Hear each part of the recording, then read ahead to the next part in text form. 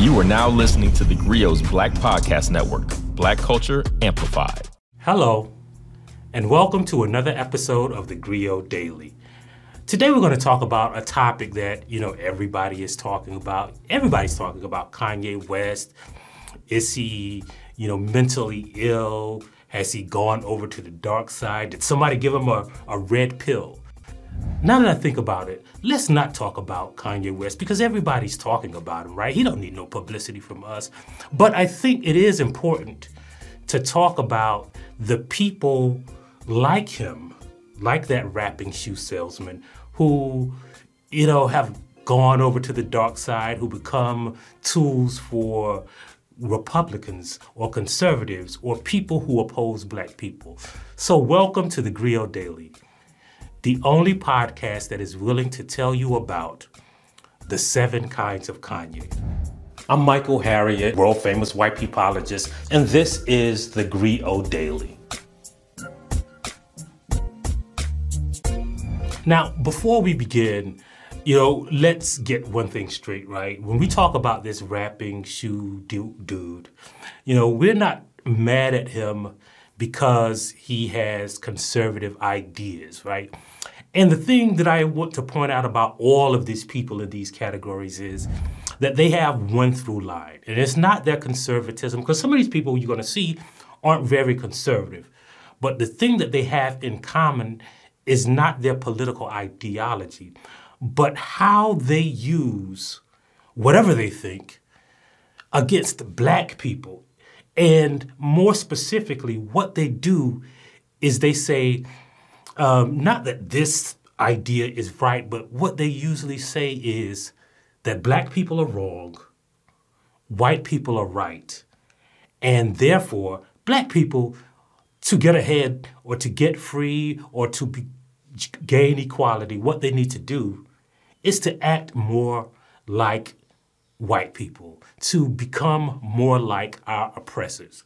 Let's talk about the first kind of Kanye. The first category in the 7 kinds of Kanye are bootstrappers. And you know who these people are. They're people who, always think that their success is because they worked hard, they focused on education, and, they adhere to family values. And there's nothing wrong with that because I think those things are important. But what that insinuates is that the black people who, are subject to inequality, who are subject to white supremacy and racism, it's because they don't work hard. It's because, they have some kind of lack of moral values, or because they don't value education, when that's simply not true. And so one of the best examples of this is, let's see who is a good example of this. Well, let's take, one of our favorite bootstrappers, Tim Scott, right? Tim Scott is one of those people who believes that America is not a racist country and that all black people have to do is just work hard and do all the things that white people do and we can get ahead. And so what he's saying is that there is something inherently wrong with black people that we are not doing, that even though we've lived around all of these white people for 400 years, apparently we hadn't learned how to work the system that this society provides. And that presumption leaves out the fact that they created and structured an entire system and an entire constitution. And the history of this country shows us that why white people managed to get ahead was because, first of all, black people work for free. So that, dismisses that black people need to work hard for, all of a sudden after we were emancipated, we stopped working hard. Or we risked our lives to learn how to read. And we attended inferior schools during Jim Crow. But all of a sudden now, we're supposed to believe that black people don't value education. And, we don't have moral values, even though there are studies that show, all of the studies show, that black people attend church more. We give more to religious institutions. We are less likely to be atheists, but somehow we lack religious and moral values. So these kinds of Kanye, as you can see, are, easily dismissed. The second kind of Kanye that we see are what I call dummies. I mean, there's really just no way to put this. There's some people who are just not intelligent, right? And my mama always told me, like, nobody thinks that they're dumb and nobody thinks that they're ugly.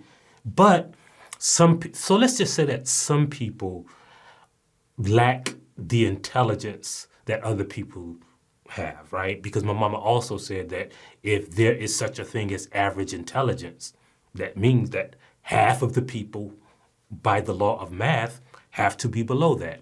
And some people are dumb, like Kanye says proudly that he doesn't read. Also, when you said I hadn't read this book, I actually haven't read any book. Reading is like eating Brussels sprouts for me, and talking is like getting the Giorgio Baldi corn ravioli. So what are we supposed to think of that?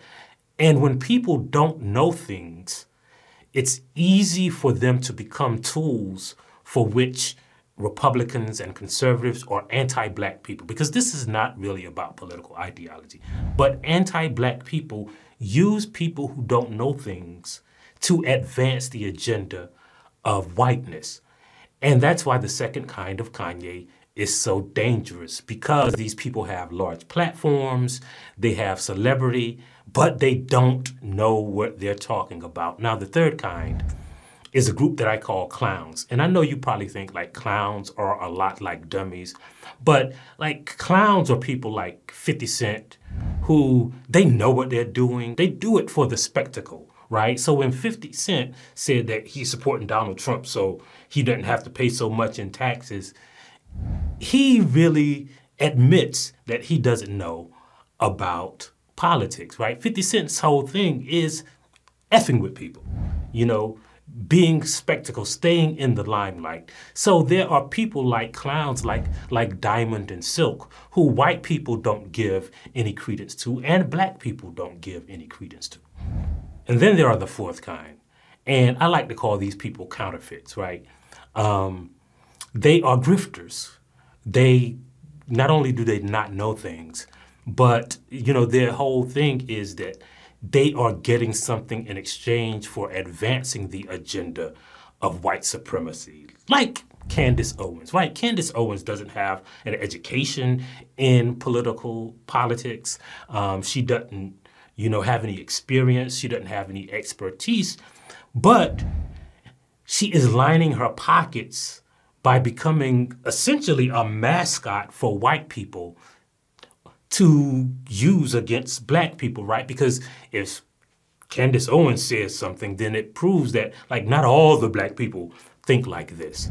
So counterfeits, grifters, hucksters, con men, they are a kind of Kanye.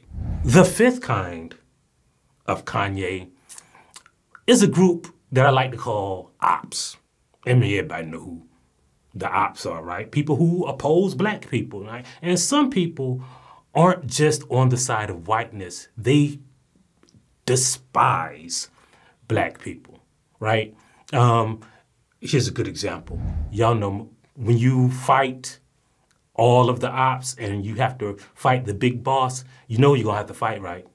The king of the ops, Clarence Thomas. I mean, Clarence Thomas he despises people who look like him.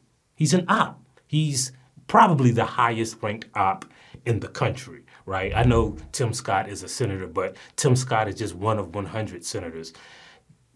Clarence Thomas is one of 9 Supreme Court justices, and everything he does advances the cause of whiteness. He has never voted in favor of voting rights. Even when the Supreme Court knocked down Roe versus Wade, Clarence Thomas was like, that's fine, but y'all, the majority opinion isn't racist enough. It don't even have any racism in it. So let me write my own.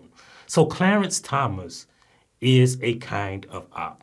Now, the sixth kind is what I call counter-revolutionaries. And these people aren't even conservatives, but they are used by conservatives to beat black people over the head. And again, as I said in the beginning, the thing about counter-revolutionaries is that they appear to be pro-black, they appear to be in favor of black people, but their whole agenda, everything that they say is focused on criticizing black people. Take Killer Mike, for instance, right? Killer Mike, I don't even think that Killer Mike is against black people. I think he genuinely wants to advance black people's agenda. But, you know, when Killer Mike was called to a group of activists for a convention, Killer Mike told them, look, I don't believe any one of you are ready for bring down white supremacy because you are as much in favor of these systems as white people. Killer Mike, there's nothing wrong with Killer Mike's stance on black people owning guns, right? I own a gun. It's fine, right? But to advance that position, Killer Mike went on the most anti-black platform that you could imagine, the NRA channel, right? There's nothing wrong with Killer Mike wanting black people to get involved in the politics. But how did he demonstrate this? He went and sat down with Brian Kemp, who is called the Wizard of Voter Suppression, right? And when Killer Mike wanted to talk to Herschel Walker, there was nothing wrong with that, right? Because we should talk to everybody on every side, right? But when Killer Mike sat down with him, he didn't ask Herschel Walker anything about the GOP's white nationalist agenda. And instead, he used that interview to criticize black people for not having an open mind. And that advances white people's agenda. That advances the GOP's agenda because, in a sense, it makes the GOP look attractive. Because if Killer Mike, this bad, big bad revolutionary, didn't say anything about the GOP's racism, then they must not be that bad. And that's why counter-revolutionaries are a kind of Kanye. And the last kind of Kanye, and this is the most important one, the freethinkers. Everybody knows these freethinkers, right? There are people who will tell you that they do their own research because they ain't on the Democratic plantation, you know, and whenever you present them with facts, they'll tell you that's what they want you to think because they don't really know things either. But freethinkers are so narcissistic that they think that they're smarter than all of the scholars and the activists and the thinkers who actually work on helping black people. Nah, freethinkers are smarter than them. And not only do they think they're smarter than them, they think all the other white people are smarter than them because they'll tell you that, you know, white people do this, but black people don't, right? Perhaps the best example of a freethinker is your boy, Stephen A. Smith. I mean, Stephen A. Smith is a long-time conservative.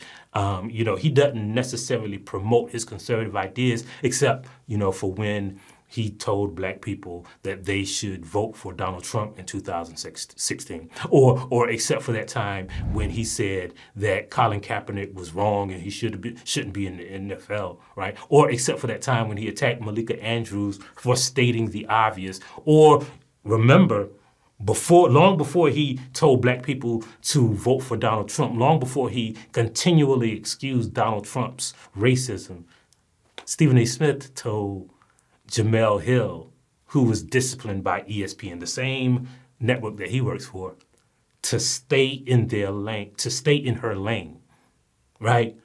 Because he's a free thinker. See, he's smarter than Jemele Hill. He's smarter than the rest of us, right? Stephen A. Smith, who has no political background, who talks about basketball and football, is a free thinker. He's smart. And that's why he is a kind of Kanye. And that's why you have to beware of all of these people. That's why you have to subscribe to TheGrio Daily. You have to download our app and watch our streaming service. And that's why we always leave you with a saying. And today's saying is, George Bush don't care about black people, and neither does Kanye. Thank you for watching TheGrio Daily. If you liked what you heard, please give us a 5-star review, download the TheGrio app, subscribe to the show, and share it with everyone you know. Please email all questions, suggestions, and compliments to podcasts@thegrio.com. You are now listening to The Grio's Black Podcast Network, Black Culture Amplified.